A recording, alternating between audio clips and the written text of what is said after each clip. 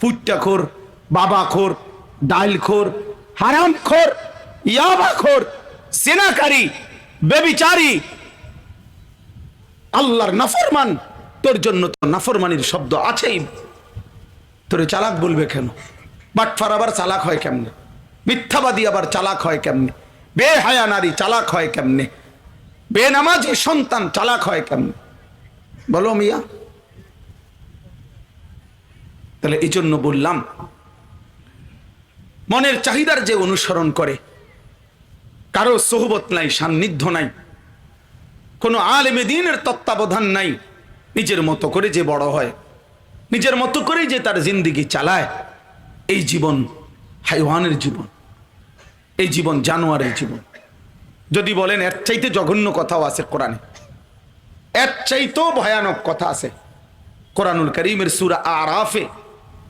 একজন নাফরমানের পরিচয় দিতে গিয়ে আল্লাহ বলছে যে ওয়াত্তাবা হাওয়াহু, সে তার মনের চাহিদার অনুসরণ করেছে, তার মনের ইচ্ছার অনুসরণ করেছে। আল্লাহ বলে ওই নাফরমান তাহলে কি হয়ে গেছে তখন? ফামাসালুহু কামাসালিল কালব। দোস্ত আমার, কোরআনুল কারীমের স্পষ্ট আয়াত, আল্লাহ বলেন মনের চাহিদার অনুসরণ করেছে, ফলে তার উদাহরণ কামাসালিল কালব, কুত্তার মতো। কুত্তার মতো কি বলেন হুজুর? কালব অর্থ কি? কুত্তার মতো বেটা।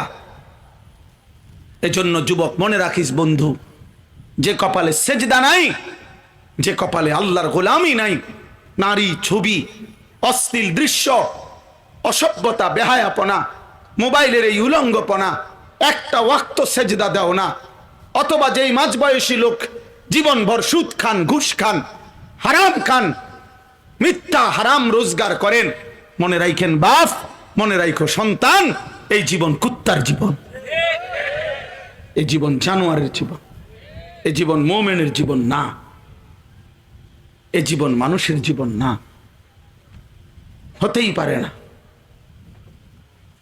আল্লাহ তাআলা কোরআনে বলছেন, ইয়া আইয়ুহাল ইনসানু মা গাররাকা বিরাব্বিকাল কারীম। হে মানুষ, আমার বান্দা, আমার মতো দয়ালু মেহেরবান মালিক থেকে কে তোমারে ধোঁকা দিল, কে তোমারে ভুলায় দিল? আয় বান্দা, এমন দয়ালু মেহেরবান মালিককে কেমনে ছেড়ে দিলা? কেমনে পারলা সারাদিনে এক ওয়াক্ত নামাজ না পড়তে, একটা সেজদাও না দিতে কেমনে পারলা? এই মাত্র হুজুর বয়ান করতেছিলেন, আমি শুনতেছিলাম ওইখান থেকে, ইবলিসের ব্যাপারে আল্লাহ বলছে ফামা ইয়াকুনু লাকা